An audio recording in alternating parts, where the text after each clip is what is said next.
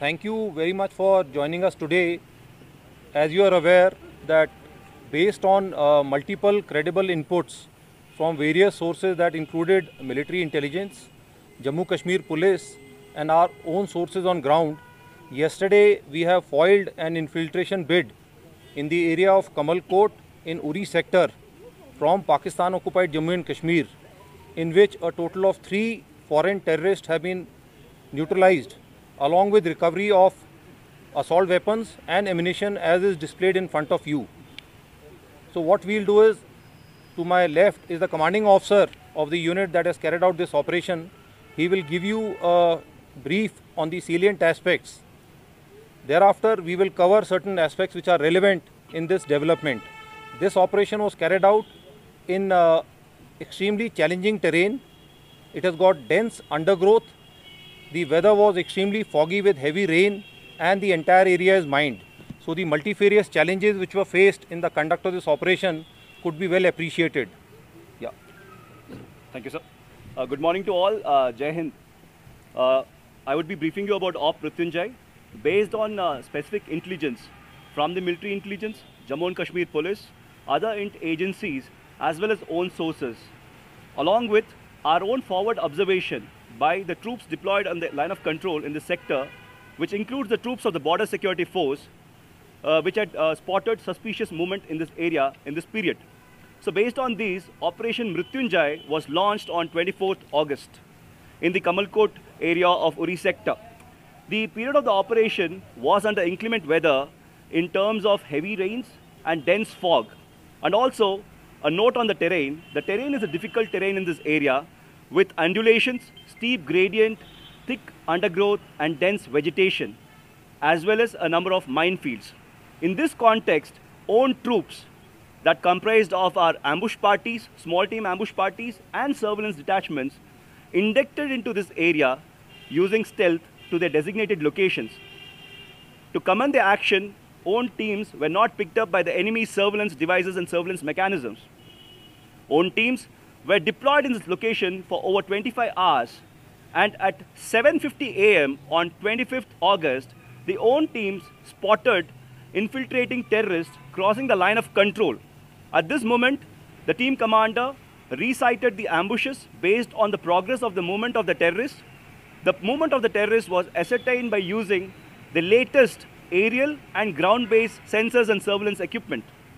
And as the terrorist movement progressed, own teams kept readjusting their ambush locations.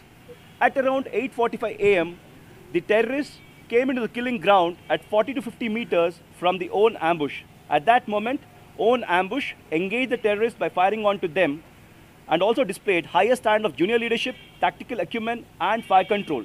The terrorists retaliated to own engagement.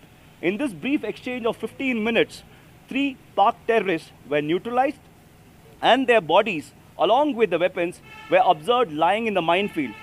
At this moment, the own teams kept the area under observation so as to check for the remnants of this terrorist group. Thereon, once the area was secured and sanitized, own teams undertook search in the feasible areas within the minefield and recovered 3 killed terrorists along with the weapons and other stores. The search is still on because of the constraints of the minefield, and right now mine clearance measures are being undertaken to ensure proper search. Till now, this Operation Mrityunjay has yielded in 3 terrorists killed and also in the recovery of 2 AK series weapons, along with 1 Chinese M16 weapon and the ammunition of these weapons and other stores. It has also come to light that these terrorists were well kitted and prepared for infiltration, and also their build and gait indicates that they had undergone formal military training. During Operation Mrityunjay, own troops displayed highest standard of professionalism and courage. Also, all the latest and the new generation surveillance equipments and weapons were put to optimum use during the course of this operation. Thank you. Right. So you heard how this operation has been conducted. I would just like to highlight 2 particular facets which which are pertinent here. Firstly is that this is not an incident in isolation. Although in Uri Kamalkot Bol this has happened after a long time, this area is traditionally known for infiltration of warlike, apart from terrorists, of warlike stores and drugs. If you recall, in last few days, we have had incidents like this in Palanwala in Aknoor sector, in Noshera in Rajouri sector, as also in the area of Tangdhar and Gurez in Kupada sector.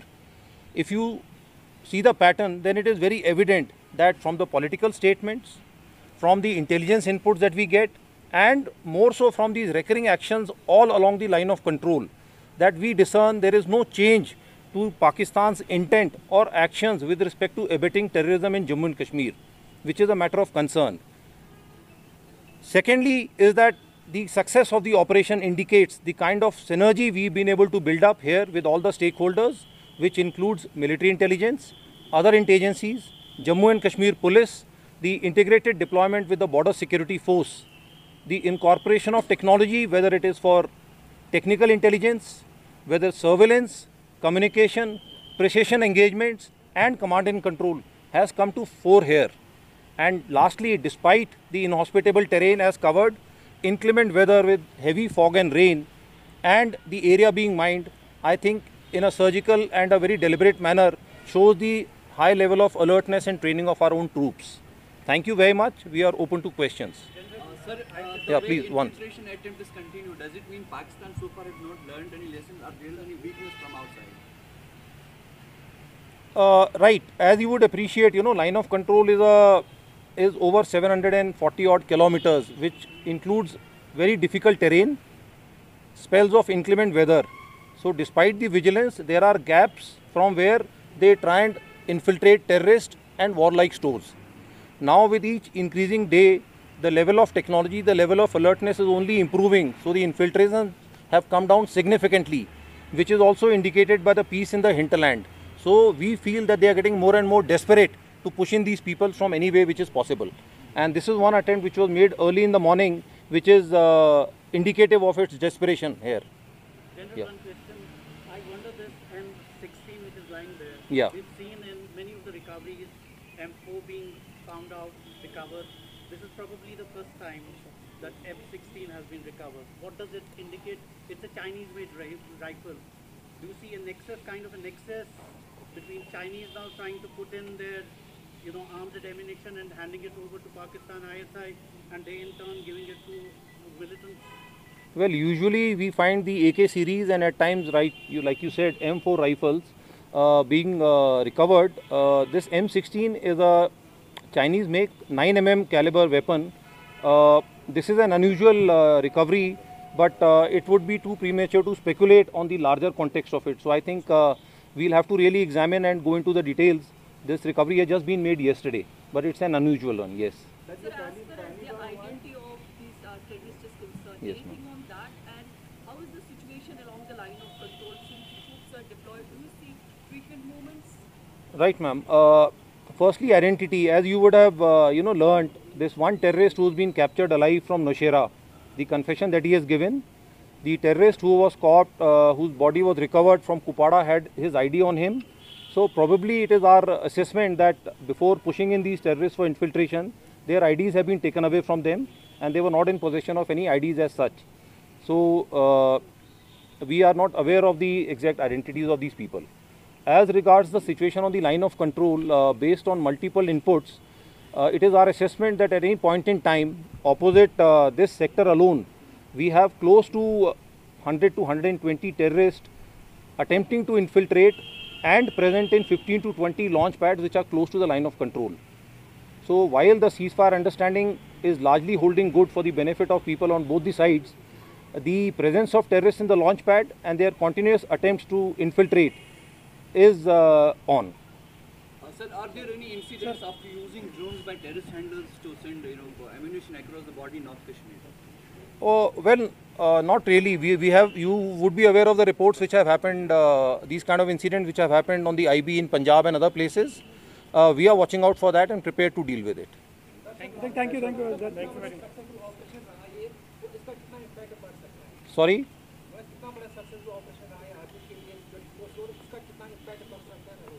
देखिए, firstly, the desperation to push the terrorist in the daytime. It shows the level of frustration which is there on the other side. And secondly, the fact that within a few minutes this operation was over without any casualties to own troops and elimination of all the 3 terrorists. I think it sends a very clear signal of the level of preparedness of our troops on the line of control.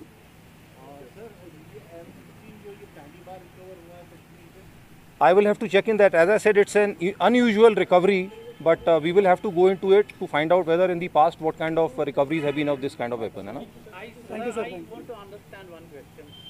You know, you talked about these 120 odd militants being spread across the line of control, and there's also a ceasefire agreement, a ceasefire pact which is in place. What is changed actually that Pakistan is back to its own game, the familiar game which we know? Well, okay, the fact is it has never stopped playing that game. I would rather say that when it comes to abating terrorism in Jammu and Kashmir, it has never stopped playing that game. The frequency may have varied, the level of infiltration may have varied a bit. It has largely been checked here, but it has never changed that game. But as far as the ceasefire understanding is concerned, I think it is our conviction that it is to the benefit of people on both sides of the line of control, and to the extent possible, we would like to adhere or maintain status quo in that. Thank you very much. Thank you very much. Thank you.